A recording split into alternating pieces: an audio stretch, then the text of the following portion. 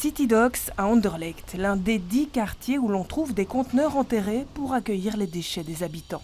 Fini les poubelles dans les caves d'immeubles ou sur les trottoirs, enfin presque. Une fois que vous passez le badge, la portière elle s'ouvre, mais le problème c'est qu'il n'y a pas assez d'espace. Alors les gens, au lieu de casser, déchirer les papiers, les cartons et tout, ils mettent dedans, ils préfèrent mettre à côté pour pas...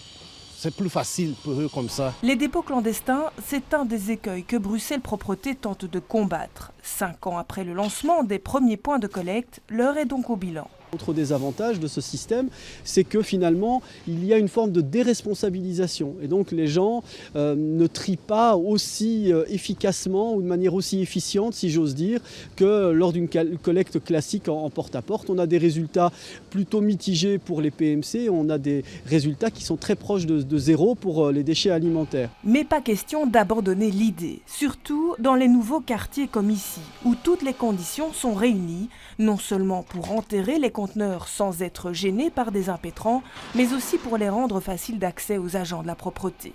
Une étude est en cours pour permettre quelques ajustements. Ça fait partie aussi de l'étude qu'on a initiée, c'est de voir si les choix techniques qu'on a faits sont les bons. Ces choix-là, comme vous l'expliquez, il y a une certaine restriction de taille à l'entrée des conteneurs qui est basée sur notre expérience en logements verticaux, où on a donc des conteneurs sur roulettes et où on avait observé que si on rétrécissait la taille des apports, on obtenait un meilleur taux de tri. Maintenant, on sait que certains utilisateurs sont assez mécontents de ce système et c'est pour ça qu'on va l'étudier. Les résultats définitifs de cette étude sont attendus au printemps 2024.